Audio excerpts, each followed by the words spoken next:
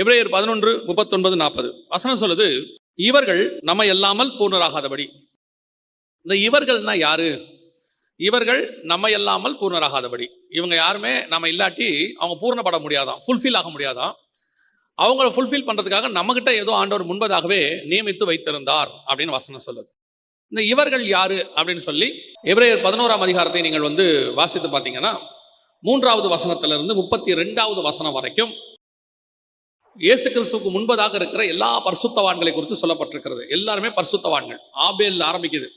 ஆபேல் ஆரம்பித்து பின்னும் நான் என்ன சொல்லுவேன், கிதியோன், பாராக், சிம்சோன், யப்தா, தாவீது, சாமுவேல் என்பவர்களையும் தீர்க்கதரிசிகளையும் குறித்து விவரம் சொல்ல வேண்டுமானால் காலம் போதாது அப்படின்னு இருக்கு. இங்க யாரை குறித்து சொல்லப்பட்டிருக்கிறது அப்படின்னு கேட்டீங்கன்னா அத்தனை பேருமே பழைய ஏற்பாட்டு பரிசுத்தவான்களை குறித்து சொல்லப்பட்டிருக்கு. ஆபேல்ல இருந்து மல்கியா வரைக்கும் எல்லா தீர்க்கதரிசிகளையும் சேர்த்துட்டார். இவங்களை பத்தி என்ன ஆண்டவர் சொல்றாரு, இவர்கள்லாம் நம்ம இல்லாமல் பூர்ணராக முடியாது அப்படின்னு சொல்லிட்டார். அப்ப இவங்க எல்லாம் பாவிகளா? நம்ம இல்லாமல் பூர்ணராக முடியாதுன்னா இவங்க எல்லாம் பாவிகளா இருக்கிறாங்களா அப்படின்னு கேட்டீங்கன்னா அதுக்கு தான் அந்த முந்திர வசனத்தை வாசிச்சோம். இவர்கள் எல்லாரும் விசுவாசத்தினாலே நற்சாட்சி பெற்றும் அப்படின்னு இருக்கு. இவர்கள் எல்லாரும் விசுவாசத்தினாலே நற்சாட்சி பெற்றும் அப்படின்னு இருக்கு. அப்படின்னா இவங்க எல்லாம் பாவிகள் கிடையாது. இன்னும் சொல்ல போனா இவர்கள் எல்லாரும் விசுவாசத்தினாலே நற்சாட்சி பெற்றவர்கள், பழைய ஏற்பாட்டு பரிசுத்தவான்கள். ஆபேலை பத்தி சொல்லுது, ஆபேலின் ரத்தம் பேசுவதை பார்க்கிலும் நலமானதை பேசும் ரத்தம் அப்படின்னு. அடுத்து நோவா, அதுக்கு முன்னாடி ஏனோக்கு, எல்லாம் இருக்காங்க அந்த வரிசையில். நீங்க 11ஆம் அதிகாரத்தை வாசிச்சீங்கன்னா தெரியும். ஏனோக்கு எடுத்துக்கொள்ளப்பட்ட ஏனோக்குன்னு வசனம் சொல்லுது. நோவா தற்காலத்தில் காணாதவைகளை விசுவாசத்தில் கண்டான் அப்படின்னு இருக்கு. அதற்கு பிறகு ஆபிரகாம் விசுவாசத்தின் தகப்பன் அப்படின்னு நம்ம சொல்றோம். அதுக்கு பிறகு யாக்கோபே உன் கூடாரங்கள் எவ்வளவு அழகா இருக்கிறது என்று வசனம் சொல்லுது. அதற்கு பிறகு யோசேப்பு கனித்தரும் செடி அப்படின்னு இருக்கு. அப்புறம் மோசே என் வீட்டில் எங்கும் உண்மை உள்ளவன் அப்படின்னு இருக்கு. அதற்கு பிறகு தாவீது என் இதயத்துக்கு ஏற்றவனாய் கண்டேன் அப்படின்னு இருக்கு. நடுவில் யோபு உத்தமனும் சன்மார்க்கனும் நீதிமான் ஒருவனும் அவனை போல் இல்லை அப்படின்னு இருக்கு.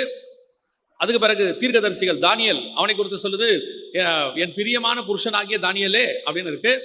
இவங்க அத்தனை பேரும் தேவனிடத்திலிருந்து நற்சாட்சி பெற்றவர்கள். ஆண்டவர் சும்மா சொல்லல, இவங்களுடைய வாழ்க்கையை பார்த்துட்டு, இவங்க வாழ்ந்த வாழ்க்கை, இவங்க மினிஸ்ட்ரி எல்லாத்தையும் பார்த்துட்டு இவர்கள் நற்சாட்சி பெற்றவர்கள். இன்னும் நீங்க கொஞ்சம் பழைய ஏற்பாட்டை வாசிச்சு பார்த்தீங்கன்னா மோசேக்கு முகமுகமாய் சந்திக்கிறேன்கிறார். என்னை நான் ஒரு நண்பனை போல, சிநேகிதனை போல பேசுகிறேங்கிறார். யோசுவா பத்தி வசனம் சொல்லுது, அவன் சூரியனை நிறுத்தும் போது அதற்கு முன்பாகவும் பின்பாகவும் மனுஷனுடைய வார்த்தையை கர்த்தர் கேட்டார். அதுக்கு முன்னாடி பின்னாடி அப்படி இல்லைன்னு இருக்கு. யோசித்து பாருங்க, இவர்கள் எல்லாருமே நீதிமான்கள், பரிசுத்தவான்கள். இவங்களோட கம்பேர் பண்ண நம்ம ஒண்ணுமே இல்லை. இப்ப நமக்கு ஒரு சுயநீதி இருக்குது.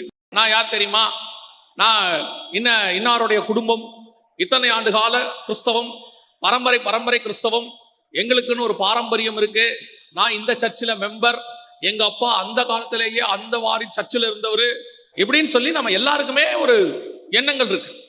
ஆனால் இவர்களை குறித்து வசனம் சொல்லுது நற்சாட்சி பெற்றவர்கள். ஆனால் 39 வசனம் சொல்லுது வாக்கு தத்தம் பண்ணப்பட்டதை அடையாமல் போனார்கள். இவ்வளவு செஞ்சோம், அவங்க எங்க போயிட்டாங்களா? வாக்கு தத்தம் பண்ணப்பட்டதை அடையலாமா? அவங்களுக்கு என்னமோ கர்த்தர் ஒன்று சொன்னாராம், தரேன்னு சொன்னாராம். அந்த தரேன்னு சொன்ன விஷயத்தை அவர்களுக்கு பெறாமல் போய் விட்டார்களா? வாக்கு தத்தம் பண்ணப்பட்டதை அடையாமல் போனார்கள். அவங்களுக்கு ஆண்டவர் என்ன தரேன்னு சொன்னாரு அப்படின்னு பாத்தீங்கன்னா வசனம் சொல்லுது 15-16, தாங்கள் விட்டு வந்த தேசத்தை நினைத்தார்களானால் அதற்கு திரும்பி போவதற்கு அவர்கள் சமயம் கிடைத்திருக்குமே, அதை அல்ல, அதிலும் மேன்மையான பரமதேசத்தையே நாடினார்கள். ஆகையால் தேவன் அவருடைய தேவன் எனப்பட வெட்கப்படுகிறதில்லை, அவர்களுக்கு ஒரு நகரத்தை ஆயத்தம் பண்ணினாரே. அவங்களுக்கு ஆண்டவர் ஒரு நகரம் தரேன்னு சொன்னாரா, சிட்டி. நம்ம எல்லாருக்குமே எக்ஸ்ட்ரீம் கனவு என்ன இந்த உலகத்துல? மேக்சிமம் என்ன? ஒரு சொந்த வீடு. எவ்வளவு பெருசு இருக்கணும்? ஒன்னும் பெருசு இல்லைங்க, ஒரு அரை கிரவுண்டு 1200 ஸ்கொயர் ஃபீட், மிஞ்சி போச்சுன்னா 2400 ஸ்கொயர் ஃபீட், அதுக்கு நடுவில் ஒரு 1200 ஸ்கொயர் ஃபீட்ல வீடு, 2 பெட்ரூமு, பின்னாடி தோட்டம், முன்னாடி கார் பார்க்கிங், இது இருந்தா போதும், அவ்வளவுதான். இதுக்கே நமக்கு அவ்வளவு திருப்தி, அவ்வளவு சந்தோஷம் இல்ல? நம்முடைய மொத்த சந்தோஷமே ஒரு 1200 இருந்து 2400 ஸ்கொயர் ஃபீட்டுக்குள்ளதான் இருக்கு, அவ்வளவுதான் மொத்தமே. ஆனால் வசனம் சொல்லுது அவர்களுக்கு கர்த்தர் ஒரு நகரத்தை ஆயத்தம் பண்ணினார், சிட்டி. எந்த சிட்டி? அஸ்திவாரம் உள்ள நகரங்களுக்கு அவர்கள் காத்திருந்தார்கள் அப்படின்னு இருக்கு. அதே எபிரேயர் நிருபம் 11ஆம் அதிகாரத்துல நீங்க பாருங்க, 9, 10, 11 இருக்கு.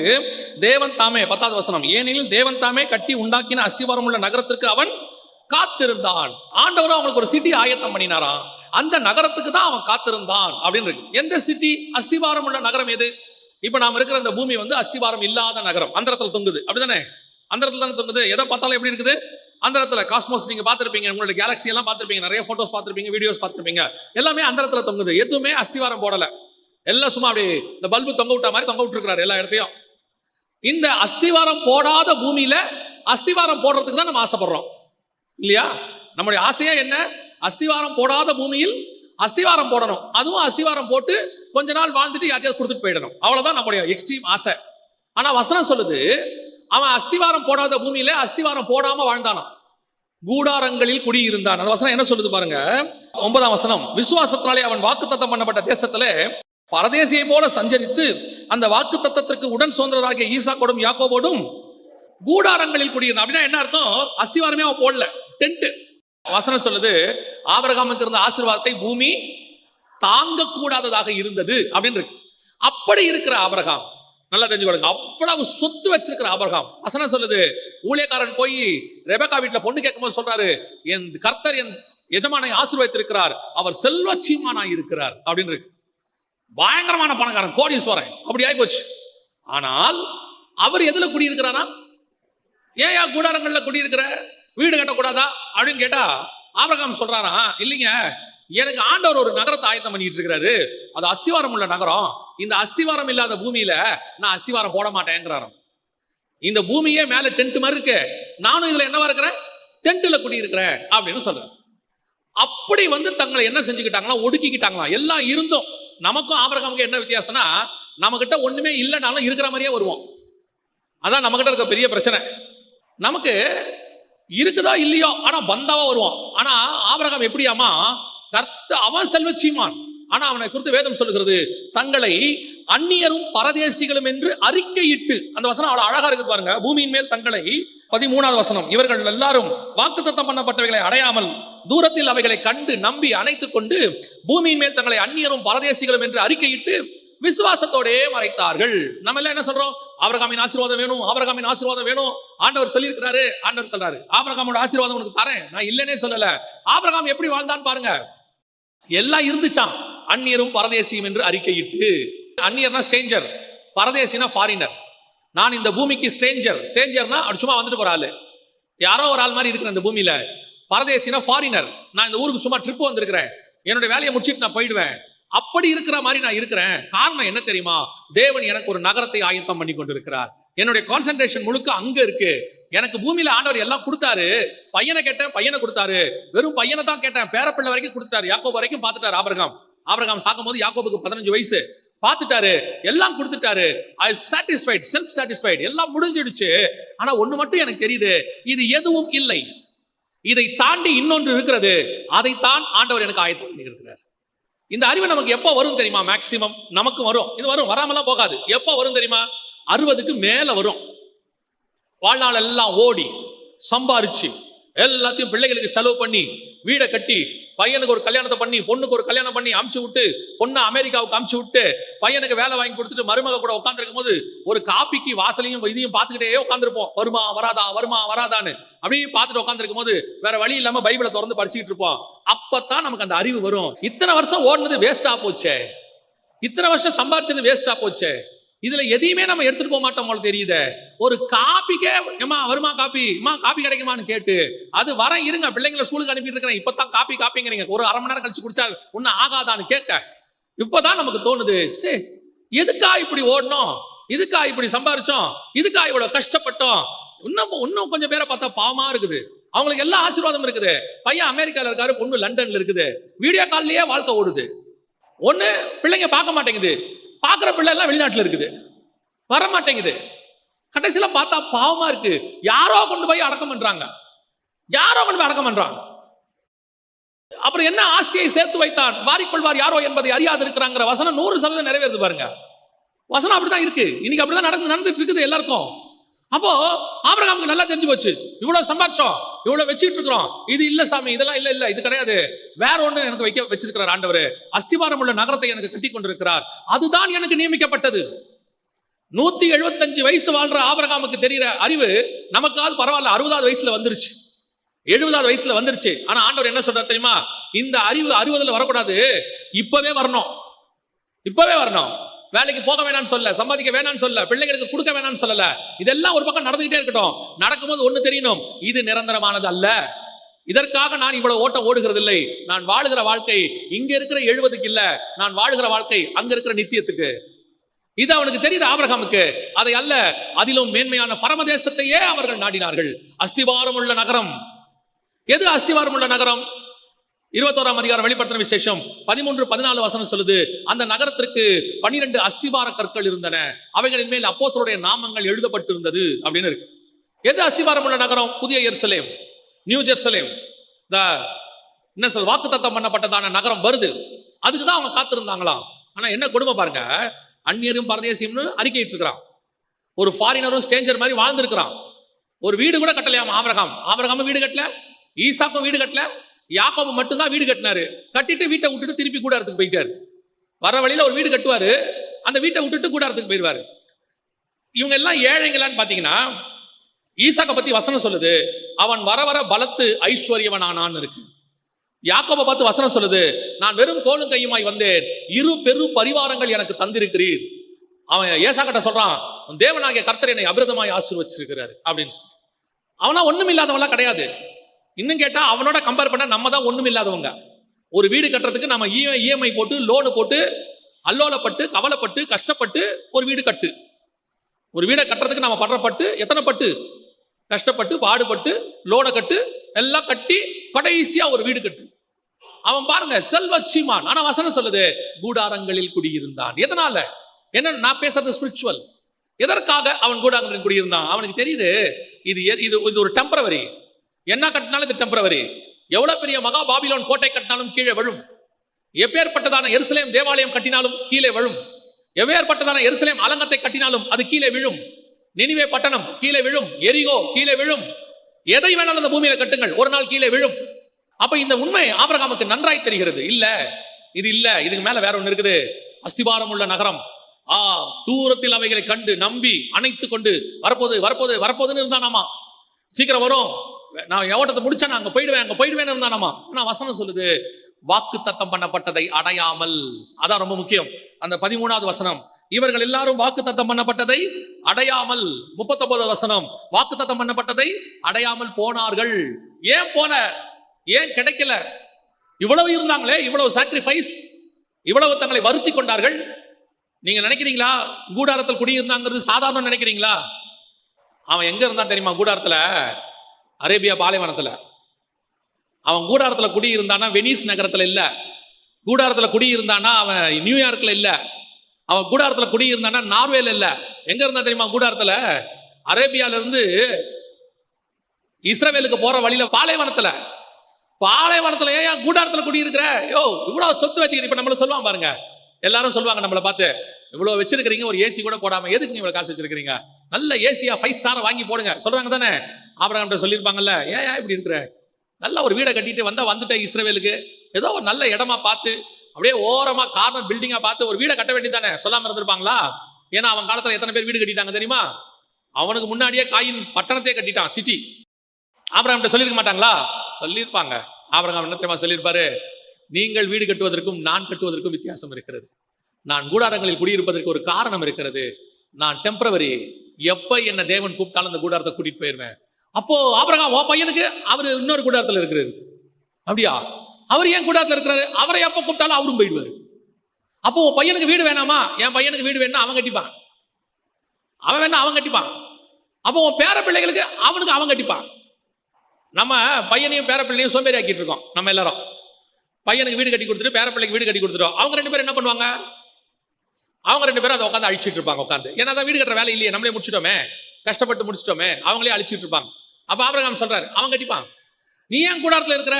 எப்ப கர்த்தர் கூப்பிட்டாலும் ஓடி போயிடுவேன். I am in a temporary tent. Son, I am living in a tent. Reason, at any time, at any cost, if the call from the heaven, நான் இங்க டிபார்ட் ஆயிடுவையா, எனக்கு இதுக்கு சம்பந்தம் இல்லை. ஆனா வசனம் சொல்லுது, அப்படி ஒரு டெடிகேஷனோட வாழ்ந்தவனுக்கு வாக்கு தத்தம் பண்ணப்பட்டதை அடையாமல் போனார்கள். இவ்வளவு டெடிகேஷனா இருந்தவனுக்கே கிடைக்கலையாமா. அப்ப கிடைக்கிறதுக்கு என்ன பண்ணணுங்க அப்படின்னு கேட்டீங்கன்னா, 40வது வசனம் சொல்லுது, அவர்கள் நம்மை இல்லாமல் பூர்ணராகாதபடி விசேஷித்த நன்மையானதொன்றை தேவன் நமக்கென்று முன்பதாக நியமித்தார்.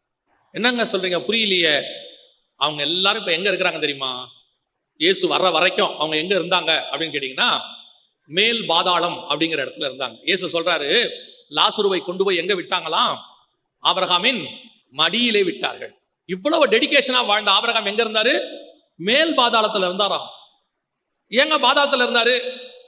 அதுக்கு ஒரு ரீசன் இருக்கு. அன்னைக்கு மரித்த துன்மார்க்கர் எங்க இருந்தாங்க தெரியுமா? தாழ்ந்த பாதாளம்னு ஒரு பாதாளம் இருக்கு, அதுல இருந்தாங்க. ரெண்டு பாதாளத்துக்கும் நடுவுல பயங்கரமான பிரிவினை இருந்துச்சான்.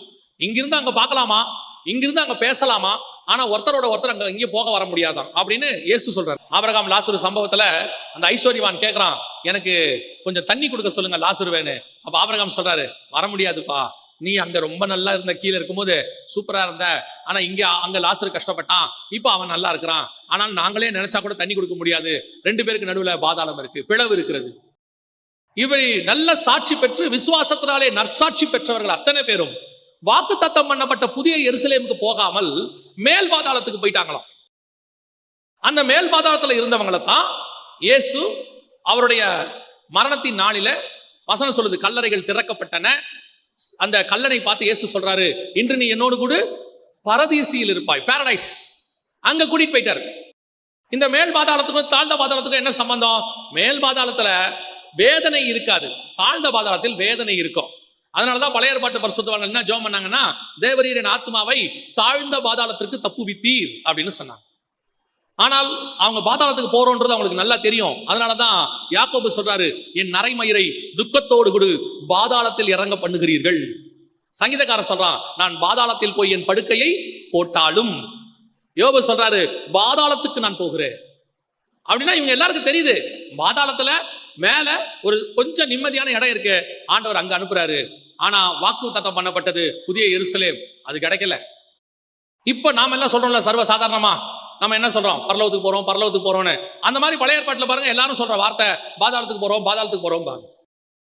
இவ்வளவு நல்லா சாட்சி இருக்குது, இவ்வளவு பர்ஃபெக்டா வாழ்ந்திருக்கிறாங்க, டெடிகேஷனா இருந்திருக்கிறாங்க, நல்ல டெஸ்டிமனி, ஆண்டவர்கிட்ட இருந்தே சாட்சி வாங்கியிருக்கிறாங்க. இவ்வளவு பெற்றும் அவர்களுக்கு என்ன கிடைக்கலையா? வாக்கு தத்தம் பண்ணப்பட்டதை அடையாமல் போனார்கள் இருக்கு. இப்போ ஒரு உதாரணம், வாக்கு தத்தம் பண்ணப்பட்டது கிடைக்கலையே, அப்ப இவங்கெல்லாம் எதுக்காக அந்த மேல் பாதாளத்துல இருந்தாங்க? இப்பவும் போய் பாரடைஸ் தான் இருக்கிறாங்க, பரலோகத்துக்கு போல. நான் சொல்றது ஒரு சின்ன கற்பனை. இப்போ ஆபிரகாம், ஈசாக்கு, யாக்கோபு எல்லாம் பாரடைஸ்ல இருக்காங்க வசனத்தின் படி. இப்போ ஈசாக்கு ஆபிரகாமை பார்த்து கேட்பாரு, அப்பா 2000 வருஷம் மேல் பாதாளத்துல இருந்தோம், 2000 வருஷமா பாரடைஸ்ல இருக்கிறோம், எப்பதான்ப்பா இந்த பரலோகத்துக்கு நம்ம போவோம்? எப்பதான் ஹெவனுக்குள்ள போய் பிதாவாகிய தேவனை பார்ப்போம்? இந்த புதிய எருசலேம் எப்பதான்ப்பா நமக்கு கிடைக்கும்? நமக்கு தருவேன் ஆண்டவர் சொன்னாரு அப்படின்னு சொன்ன உடனே அவர் சொல்லுவாரு, ஆபிரகாம், இல்லப்பா இன்னும் கொஞ்சம் விஐபிஸ் வர வேண்டி இருக்கு, இவங்கெல்லாம் வந்துட்டாங்கன்னா நாம எல்லாருமே ஒன்னா போயிடலாம், அவங்களுக்கு தான் வெயிட் பண்றோம். அப்போ ஈசாக்கு கேட்பாரு, இது கற்பனை தான் வச்சுக்கோங்க. ஈசாக்கு கேட்பாரு, யாருப்பா அந்த விஐபி? எனக்கு தெரிஞ்சு விசுவாசத்தின் தகப்பன் நீங்க தான், நீங்களே இங்க இருக்கிறீங்க, மோசே இங்கே தான் இருக்கிறாரு, என் பையன் யாக்கோபு இங்கே தான் இருக்கிறான், தாவீது ராஜா இங்கே தான் இருக்கிறாரு, இதை தவிர பெரிய விஐபி யார்ப்பா வரணும் அப்படின்னா நான் சொல்றது கற்பனை. ஆபிரகாம் சொல்வாரு, இவர்கள் எல்லாம் வந்தாதான் நாம் எல்லாம் ஒன்னா சேர்ந்து போக முடியும், அவங்க வராம நமக்கு ஹெவன் ஓபன் ஆகாதுன்னு சொல்லுவார். நான் சொல்றது கற்பனையா இருக்கும், வசனத்தின்படி சரி, வசனத்தின்படி சரி. அவர்கள் நம்மை அல்லாமல் பூர்ணராகாதபடி விசேஷித்த நன்மையானதொன்றை தேவன் முன்பதாகவே நமக்கு நியமித்திருந்தார். அவங்களுக்கு முன்னாடியே வச்சுட்டார். We are already selected. We are already chosen one. எதுக்கு நீங்க சர்ச்சுக்குள்ள வந்து உட்கார்ந்திருக்கீங்க? திருப்பியும் அதான் கேட்கிறேன், why you are here? எதுக்கு ஆலயத்துக்குள்ள வந்து உட்கார்ந்திருக்கீங்க? நாங்கெல்லாம் கிறிஸ்டின். ஒரு குரூப் அங்க போனாதான் கல்யாணம் நடக்கும், ஒரு குரூப் அங்க போனாதான் கல்றதுக்கு இடம் கிடைக்கும், ஒரு குரூப் நாங்க தலைமுறையா கிறிஸ்டினா இருக்கிறோம், வேற வழி இல்லை, போய்தான் ஆகணும். இதற்காகலாம் சர்ச்சுக்கு வர வேண்டிய அவசியமே இல்லை. நான் இப்பவும் சொல்றேன், இங்கே வராவிட்டாலும் கல்யாணம் நடக்கும், இங்கே வராவிட்டாலும் எப்படியும் அடக்கம் பண்ணிடுவாங்க, இங்கே வராவிட்டாலும் எல்லாம் நடக்கும். ஆனா ஒண்ணு, இங்கே வராவிட்டால் உங்களுக்கும் எனக்கும் வாக்கு தத்தம் பண்ணப்பட்டது கிடைக்காமல் போய்விடும். We are all chosen one. எதுக்கு ஆண்டவர் உங்களை கூட்டிட்டு வந்திருக்கிறாரு? கிறிஸ்தவங்களா இருக்கிறதுக்கா? கிறிஸ்தவங்களா தான் நம்ம இருக்கணும்னா சர்ச்சுக்கே வர வேண்டாம். அந்த காலத்துல யாரும் சர்ச்சுக்கே போல. ஆனா வேதம் சொல்லுது, சபை கூடி வருவதை சில விட்டு விடுகிறது போல நீங்களும் விட்டு விடாதிருங்கள். ஏன் நான் சர்ச்சுக்கு வரேன்? என்னை இந்த சர்ச் ரெடி பண்ணிட்டு இருக்குது. எதுக்கு ரெடி பண்ணுது தெரியுமா? பழைய ஏற்பாட்டில் அவர்கள் ஒரு பரிசுத்தவான்கள் சாட்சி வாங்கினாங்களே, அதை விட மேலான சாட்சி வாங்குவதற்காக என்னை ஆண்டவர் கொண்டு வந்து உட்கார வச்சிருக்கிறார். யோசிச்சு பாருங்க. நம்மள கொஞ்சம் பேர் சொல்லுவோம்ல, நான்லாம் அந்த காலத்து பியூசி ஆமாங்க, வீட்டில் உட்காந்துருக்கும் போது அவர் அப்பவே கிராஜுவேட். அது அவர் கொஞ்சம் பெருமையா தான் சொல்லுவாங்க, நாங்கெல்லாம் அப்பவே கிராஜுவேட். ஏன் அதை அப்படி சொல்றாங்கன்னா, அன்னைக்கு 100க்கு 95 பேர் படிக்காதவங்க, 5 பேர் தான் படிப்பாங்க. அந்த 5 பேர்ல நான் ஒரு கிராஜுவேட் அப்படின்னு அவங்க பெருமையா சொல்லுவாங்க. நல்லது. ஆனா அன்னைக்கு கிராஜுவேட் படிச்சாங்கல்ல, அந்த பாடத்தை இப்ப 6வது பையனே படிச்சு முடிச்சிடறான். 6வது இருக்கிற பையனை என்ன பண்ணிடுறான்? படிச்சு முடிச்சிடறான். அப்ப இன்னைக்கு அட்வான்ஸ்ட் ஆயிடுச்சு. எதுக்கு இதை உங்களுக்கு சொல்றேன் அப்படின்னா, பழைய ஏற்பாட்டு பரிசுத்தவான்கள் அப்போவே அவர்கள் பரிசுத்தவான்களா இருந்தாங்க. அப்படி இருந்தாங்கன்னா அவர்களை பூர்ணப்படுத்த வேண்டிய நீங்களும் நானும் எப்பேற்பட்டவர்களா இருக்க வேண்டும்? எப்பேற்பட்டவங்களா இருக்கணும்? அவங்களே டிகிரி முடிச்சுட்டாங்களாமா, நாம இன்னும் 2ஆம் வாய்ப்பாடுலயே உட்கார்ந்து இருக்கிறோம். 2 1s are 2, 2 2s are 4, 4 2s are 8. இதை கௌரவமா சொல்லிக்கிட்டு வீட்டுல 10 கமாண்ட்மெண்ட்ஸ் எழுதி போட்டு, எங்க வீட்டுல டெய்லி 10 கமாண்ட்மெண்ட்ஸ் சொல்லுவோம். அவன் கமாண்ட்மெண்ட்ஸ் மொத்தத்தையும் முடிச்சுட்டு சொல்றான், நியாயப்பிரமாணத்தினால் என்னை உங்களால் குற்றம் சாட்டவே முடியாதுன்னு போயிட்டான். இப்ப அவனுக்கு நாம் நீதிமான்களை மாறணும். அப்ப இருந்தாதான் அது பூரணப்படும். அப்ப நம்ம என்ன நினைச்சிட்டு இருக்கிறோம்? நம்ம மைண்ட்ல ஏதோ ஒன்று ஏத்திட்டான். என்ன ஏத்திட்டாங்க? நீ சந்தா கட்டிட்டு வார வாரம் சர்ச்சுக்கு வந்துட்டா போதும், உமது அடியானை உம்முடைய ராஜ்யத்தில் சேர்த்துக் கொள்ளும். No chance, no chance. தப்பா யாரோ உங்க மைண்ட்ல ஏத்திட்டாங்க. சில நேரத்தில் பார்த்திருக்கீங்களா, நம்ம பையன்கிட்ட சொல்லிடுவாங்க எக்ஸாமுக்கு முன்னாடி, ஒரு 2-3 மாசத்துக்கு முன்னாடி, கவலைப்படாதரா, இம்பார்ட்டன்ட் கொஸ்டின் டீச்சர் கொடுத்துருவாங்க, அதை மட்டும் படிச்சா போதும், ஷோரா 75 அப்படின்பா. இன்னும் கொஞ்சம் பேர் சொல்லிடுவான், கொஸ்டின் பேப்பர் அவுட் ஆயிடுச்சு தெரியுமா அவனுக்கு, இப்ப எங்கிட்ட தான் இருக்குது, இதை மட்டும் படிச்சா போதும்பா. போய் உக்காந்தோம்னா இவங்க கிட்ட சொன்ன எதுவுமே பேப்பர்ல இருக்காது. இவங்க இம்பார்ட்டன்ட் சொன்ன எந்த கொஸ்டினும் இருக்காது. ஏன் படிக்கல? இம்பார்ட்டன்ட் கொஸ்டின் படிச்சவர் அவரு. நிறைய பேர் அப்படித்தான் வாழ்நாளெல்லாம் சர்ச்சில் உட்காந்துக்கிட்டு பைபிள்ல சொல்றத ஒன்னுத்தையும் கேட்கறது இல்ல. கார்டுல மட்டும் ஒன்று ஏறிடுச்சு, ஒன்றும் பிரச்சனை இல்லைங்க, நமக்கு கலெக்டர் இடம் கொடுத்துருவாங்க, ஒன்றும் பிரச்சனை இல்லை, நம்ம அந்த சர்ச்சில் மெம்பர் என்ன ஆனாலும் கொண்டு போய் நம்மளை புதைச்சிருவாங்க. சார் கல்றையில தான் சார் இடம் கிடைக்கும், பரலோகத்தில் இடம் கிடைக்காது சார். உங்க பாடிக்கு தான் இங்க கல்றையில இடம், ஆத்மாக்கு பரலோகத்தில் இடம் இருக்காது. It's not based upon your tithe R offering, it's not based upon your status, it's not based upon your educational academic qualification, it's based upon your holiness spirituality. உங்கள் ஆவிக்குரிய வாழ்க்கையினுடைய அடிப்படையில் தான் நடக்கும். விசுவாசத்திற்கு தகப்பனான ஆபிரகாமுக்கே வாக்குத்தத்தம் பண்ணப்பட்டது கிடைக்காமல் போகுமானால் யோசித்து பாருங்க, நீங்களும் நானும் பூர்ணப்படுத்த வேண்டியவங்க. பல நேரத்தில் நீங்க சொல்வீங்க, ஞாபகம் இருக்குதா, பையன் கொஞ்சம் மார்க் கம்மியா எடுக்கும் போது நம்ம ஒரு கம்பேர் பண்ணுவோம். என்ன சொல்லி கம்பேர் பண்ணுவோம் தெரியுமா? ஏய் அந்த பையனை பாடுறா, ஒண்ணும் இல்லாத பையன் எப்படி மார்க் எடுக்கிறான் பாரு, போ அவங்க கூட சேர்ந்து படி அப்படின்னு தானே சொல்லுவோம். அது யாரோட கம்பேர் பண்ணுவோம் தெரியுமா? நம்ம பையனோட, நல்லா படிக்கிற பையனோட. அப்படித்தானே கம்பேர் பண்ணுவோம். பாரு எப்படி மார்க் எடுக்கிறான்னு. என்னைக்காவது சொல்லியிருக்கீங்களா, ஏய் அந்த பையனை பாரு 4 சப்ஜெக்ட்ல ஃபெயில், அவங்க கூட போய் சேருப்போ, நல்லபடியா வாழ்க்கையில முன்னேறுவேன் சொல்லியிருக்கீங்களா? சொல்ல மாட்டீங்கல்ல. அப்ப நாம பரிசுத்தவான்கள் பூரணப்படணும்னா அவன் நம்ம இல்லாமல் பூரணப்பட முடியாதுன்னா, அப்ப நாம எப்படிப்பட்டவனா இருந்தா அவன் நம்ம கிட்ட வந்து பூர்ணராக முடியும்? எப்படிப்பட்டவனா நாம இருந்தா அவன் நம்ம கிட்ட பூர்ணராக முடியும்? நான் வசனத்தை விட்டு இன்னும் வெளியே போகவே இல்லை, வசனத்துக்குள்ள இருந்தா உங்களுக்கு சொல்லிட்டு இருக்கிறேன். அப்படியானால் என்னுடைய ஸ்பிரிச்சுவாலிட்டி, ஹோலினஸ், ஃபெய்த், என்னுடைய ஸ்பிரிச்சுவல் லைஃப் சும்மா it's not upon based upon the membership. தேவன் எதிர்பார்க்கிறார்.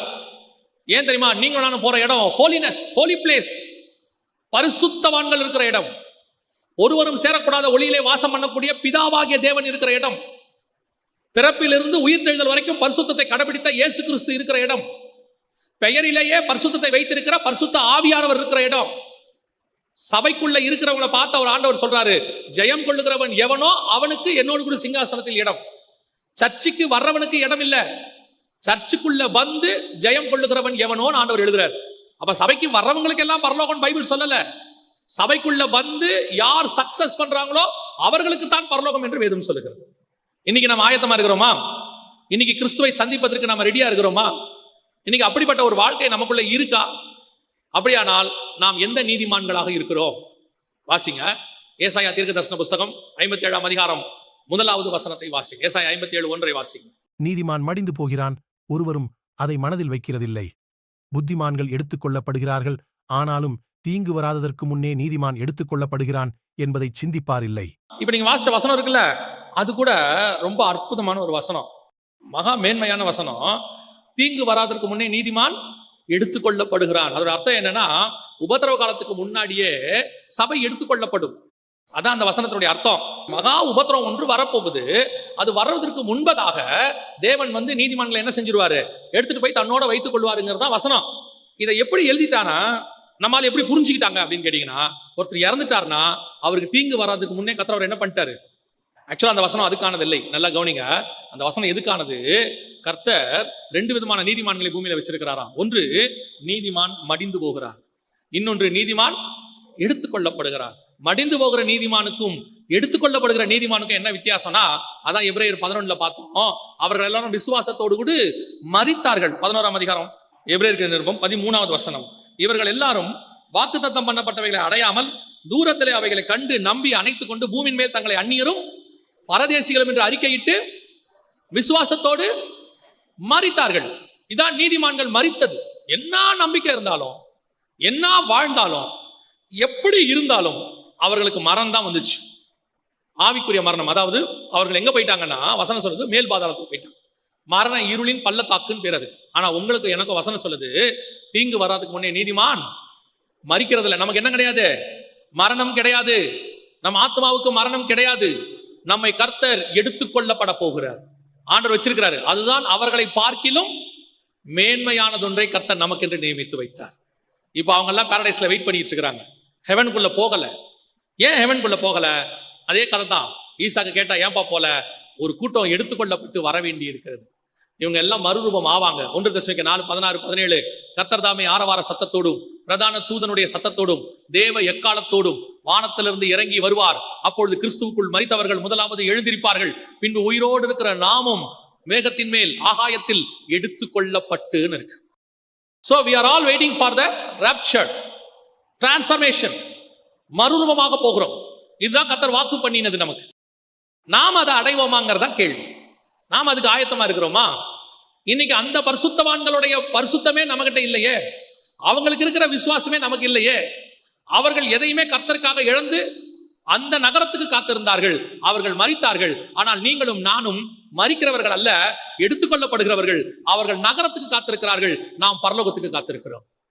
அப்படின்னா உங்க வாழ்க்கையும் என் வாழ்க்கையும் கர்த்தருக்கு முன்பாக எப்படி இருக்கணும்? பொதுவா கொஞ்ச நாளா நான் சொல்றது ஒரு 30 வருஷமா இந்த உபதேசத்திலிருந்து சபை போயிருச்சு. பரலோகத்தினுடைய ஆசையை விட்டு சபை போயிருச்சு. உங்களுக்கு தெரியும்னு நினைக்கிறேன். படிப்பு, வேலை, இது எல்லாமே எதுக்காக அப்படின்னு பாத்தீங்கன்னா, நம்ம தாத்தா பாட்டி காலத்துல எங்களுக்கு சொன்னது, எங்க தாத்தா அவங்கெல்லாம் சொன்னது, படிப்பு வேலை எதுக்காகனா வாழ்க்கை சந்தோஷமா இருக்கிறதுக்கு. ஆமா தானே? நல்ல வாழ்க்கை சந்தோஷமா இருக்கிறதுக்கு நல்ல ஒரு படிப்பு, அதன் மூலமாக ஒரு வேலை, கை நிறைய சம்பளம். பாத்தீங்கன்னா காலைல 9 மணிக்கு வேலைக்கு போவாங்க, 5-6 மணிக்கு வந்துருவாங்க, ஃபேமிலியா உட்காந்து சாப்பிடுவாங்க, இருக்கிறதுல ஃபேமிலியை நடத்துவாங்க, எந்த விதமான டென்ஷனும் இருக்காது, அழகா ஆண்டவருக்குள்ள இருப்பாங்க, குடும்ப ஜெபம் பண்ணுவாங்க, எல்லாம் போயிடுவாங்க. இப்ப பாருங்க, இப்போ வேலை சம்பளம் ரெண்டும் எதுக்காக அப்படின்னு கேட்டா, குடும்பமே இல்ல, குடும்பத்தை விட்டுட்டு வேலை, குடும்பத்தை விட்டுட்டு சம்பாத்தியம். கணவன் காலைக்கு வேலைக்கு போயிட்டு சாயங்காலம் வராரு, மனைவி சாயங்காலம் வேலைக்கு போயிட்டு காலையில வராங்க. யாராவது ஒருத்தர் தான் வீட்டில் இருக்கிறாங்க. பிள்ளைகளை நீங்க பாத்துங்க, காலையில நைட்ல நான் பாத்துக்கிறேன். 2 பேரும் போனா தான் கட்டுப்படி ஆகும். 2 பேரும் போனா தான் குடும்பம் நடக்கும். எப்படி நடக்கும்? இப்ப இவங்களுடைய குடும்பம் என்பது என்ன? வீடு. இவங்க குடும்பம் என்பது என்ன? காரு. இவங்க குடும்பம் என்பது என்ன? வெளிநாடு. இவங்க குடும்பம் என்பது என்ன? ஊருக்கு வெளியே லேண்டு. இவங்க குடும்பம் என்பது என்ன? நகை. ஆனா நம்ம குடும்பம் என்பது என்ன? நமக்கு சொல்லி கொடுத்தது ஃபேமிலி, கணவன், மனைவி, அப்பா, அம்மா, பிள்ளைகள். இதுதான் குடும்பம். இதுக்கு தேவையானதுதான் நாம சம்பாரிச்சோம். இப்ப சம்பாதிக்கிறதுக்காக குடும்பம் போயிருச்சு. கணவர் வெளிநாட்டுல 10 வருஷமா இருக்காரு. ஒரு கணவர் வந்து வயிற்றுல குழந்தை இருக்கும் போதே போயிட்டார் வேலைக்கு, வெளிநாட்டுல வேலை கிடைச்சிருச்சு. 5 வருஷமா வரவே இல்லை. அப்பெல்லாம் நான் சொல்றது 1990s. அவருக்கு செல்போன்லாம் அப்ப கிடையாது. 5 வருஷம் வரவே இல்லை. இது நடந்த சம்பவம், அவர் எங்கிட்ட சொன்னது. 5 வருஷம் கழிச்சு போயிருக்காரு வீட்டுக்கு. போனா போய் நின்றுருக்காரு, கதவை தட்டிட்டு பெல் அடிச்சு திறந்த உடனே அந்த குழந்தை வச்சுச்சான், 5 வயசு அந்த குழந்தைக்கு. ஓடி வந்துட்டு வாசலை பார்த்துட்டு சவுண்டா கத்துச்சான், அம்மா யாரோ ஒரு அங்கிள் வந்திருக்கிறாருன்னு சொல்லிச்சான். அந்த தகப்பனுடைய இருதயம் உடஞ்சே போச்சோம். அவர் நினைச்சாராம் பிள்ளை ஓடி வந்து அப்பான்னு ஓடி வரும்னு. இப்ப வீடு கட்டிட்டார் 5 வருஷத்துல, நகையெல்லாம் வாங்கிட்டாரு, பணம்லாம் வந்துருச்சு. அவருக்கு 1 மாசம் தான் லீவு, திருப்பி போகணும். ஆனா அந்த 1 மாசமும் பிள்ளை அவர்கிட்ட வரவே இல்லையா. யாரோ ஒரு அந்நியர் வீட்டுக்கு வந்திருக்கிறாரு. அம்மாவும் சொல்றாங்களாம் அப்பா கிட்ட போ, அப்பா கிட்ட போன்னு. போவே மாட்டேன் தான். கடைசி வரைக்கும் அந்த மனுஷன் வந்து நான் வேலை பார்த்துட்டு இருக்கிற இடத்துல என்கிட்ட வந்து சொன்னாரு, என் பிள்ளை என்னை பார்த்து மாமான்னு சொல்லிருச்சு. இவ்வளவு சம்பாரிச்சு என்ன சார் பிரயோஜனம்? பிள்ளைக்கு அவைலபிலிட்டி அம்மா இல்ல, பிள்ளையோட அவைலபிலிட்டிக்கு அப்பா இல்ல. பாருங்க, ஆளாளுக்கு ஒரு பக்கம் ஓடு ஓடு ஓடு ஓடு. அவங்களுக்கு 1.5 லட்சம் சம்பளம், எனக்கு 2 லட்சம் சம்பளம். இதுதான் குடும்பம்னு கடைசி 20 வருஷத்துல பிசாசு உங்க மண்டையில ஏத்திட்டான். ஏத்தி இன்னைக்கு குடும்பம் இல்ல, அன்பு இல்ல, பாசம் இல்ல. அன்னைக்கு வீட்டுல தாத்தா பாட்டின்னு ஒருத்தர் இருப்பாங்க, பிள்ளைகள் அவங்க கிட்ட போவாங்க, நைட்ல பெட் டைம் ஸ்டோரி சொல்லுவாங்க. நோவா கதையில ஆரம்பிச்சு கடைசியா எல்லா கதையும் சொல்லுவாங்க பைபிள்ல. இப்போ தாத்தா பாட்டியை நீங்க வந்த உடனே ஓல்டேஜ் ஹோம்க்கு அமுச்சு விட்டுறீங்க, யாரையும் வீட்டுல வச்சுக்க மாட்டேங்கிறீங்க. பிள்ளைக்கு பெட் டைம் ஸ்டோரிக்கு பதிலாக கையில வீடியோ கேம்ஸ் கொடுத்துறீங்க. இன்னைக்கு எப்படி குடும்பம் நடக்கும் யோசிச்சு பாருங்க. அதே மாதிரி தான் இன்னைக்கு ஆவிக்குரிய வாழ்க்கை மாறிடுச்சு. ஆவிக்குரிய வாழ்க்கை உங்களுடைய ஸ்பிரிச்சுவல் லைஃபுக்காக தான் கர்த்தர் ஃபேமிலி கொடுத்தாரு, எல்லாம் கொடுத்தாரு. இப்ப எல்லாத்தையும் வச்சுக்கிட்டு ஸ்பிரிச்சுவல் லைஃப் போயிருச்சு. இன்னைக்கு நாம அந்த பரிசுத்தவான்களை பூர்ணப்படுத்தக்கூடிய இடத்தில் இருக்கிறோமா?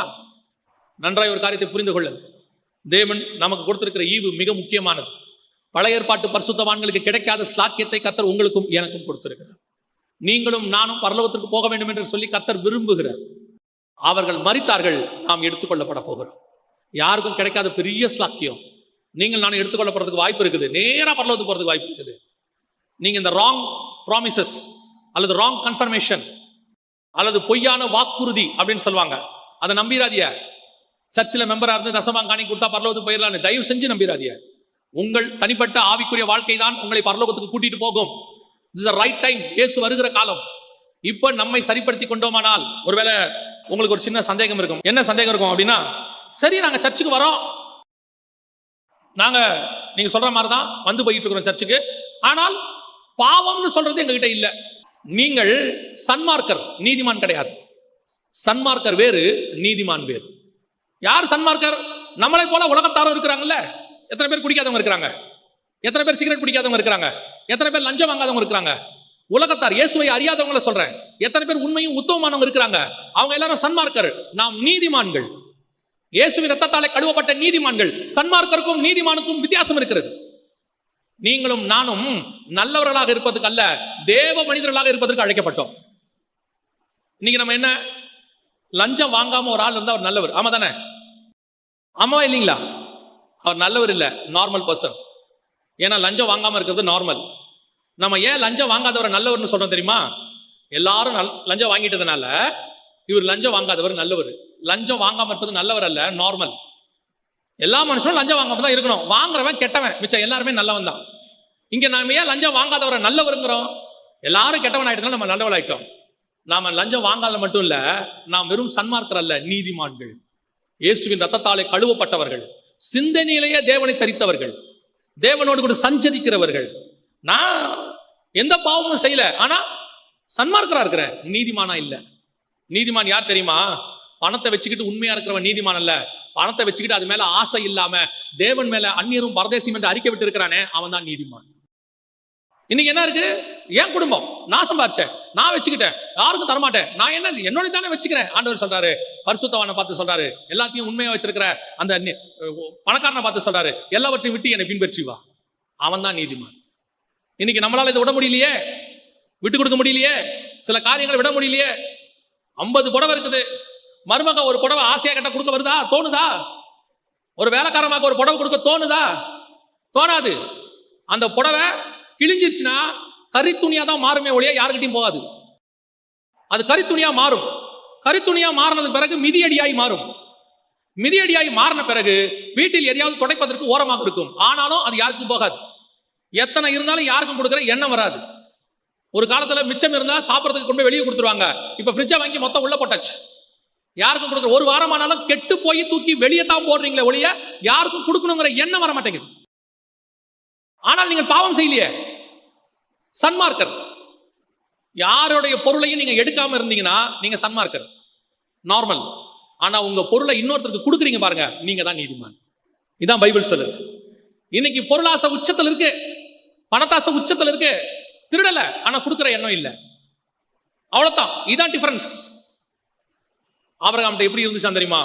எல்லாம் கிடக்கு, இது என்னத்தை வச்சுட்டு என்ன செய்ய, இது எதுவும் பரலோகத்துக்கு போக உதவாது, நான் அந்நியரும் பரதேசியம், இதை விட்டு தள்ளு. அந்த எண்ணம் ஈசாக்குக்கு இருந்துச்சு, அந்த எண்ணம் யாக்கோபுக்கு இருந்துச்சு. அதனாலதான் அவர்கள் தேவனை நோக்கி பார்த்தார்கள். இன்னைக்கு நம்ம அப்படி இருக்கிறோமா? நமக்குள்ள அப்படி ஒரு எண்ணம் இருக்குதா? நான் எனது, என் குடும்பம், என் பிள்ளை, என் பேரன், எந்து நான் செத்த பிறகு என் பிள்ளைகளுக்கு, பிள்ளைங்க செத்த பிறகு பேர பிள்ளைகளுக்கு, பேர பிள்ளைங்க செத்த பிறகு அவங்க பிள்ளைகளுக்கு, இப்படி யாருக்கும் கொடுக்குற எண்ணம் கிடையாது. அது மேல அப்படி ஒரு வெறி, வைராக்கியம். ஆனா நான் குடிக்க மாட்டேன், நான் சம்பாரிச்சது, நான் ஏன் ஒருத்தர் கொடுக்கணும்? ஆண்டவர் சொல்றாரு, உனக்கு நான் கொடுத்தேன். உங்களை மாதிரி படிச்சு, உங்களை மாதிரி அறிவாளி இருந்தோம், வேலை கிடைக்காம எத்தனை பேர் இருக்காங்க? நம்மள மாதிரி வேலை கிடைச்சு சம்பாரிச்சோம், அதை வீட்டுக்கு சேர்க்க முடியாம ஹாஸ்பிட்டல்லையும் கோர்ட்லையும் எத்தனை பேர் கொடுத்துட்டு இருக்காங்க? எத்தனை பேர் வேலை பார்த்து கையில சம்பளம் வராம இருக்குது? எத்தனை பேர் ரிட்டையர் ஆகி பென்ஷன் கவர்மெண்ட்ல இருந்து வராமையே இருக்குது எத்தனை வருஷம்? ஆனா உங்களுக்கும் எனக்கும் கர்த்தர் எல்லாத்தையும் கிடைக்க வச்சிருக்கிறாருல்ல, அது கர்த்தர் நமக்கு கொடுத்தது. அதுல இருந்து ஏன் ஏழைகளுக்கு கொடுக்க தோண மாட்டேங்குது? கண்ணுக்கு எதிரில் ஒருத்தன் கஷ்டப்படுறான்னு தெரியுது, அவனை பார்த்து சொல்லுவாங்க, ஜோம் பண்ணுவோம், கர்த்தர் கிருபை செய்வார். ஆண்டவர் நாளைக்கு நீங்க போகும்போது சொல்லுவார், நீங்கள் எப்படி அளக்கிறீர்களோ அந்த அளவின்படிதான் உங்களுக்கும் அளக்கப்படும். இன்னைக்கு ஆண்டவர் நம்ம எதிர்பார்க்கிறார்.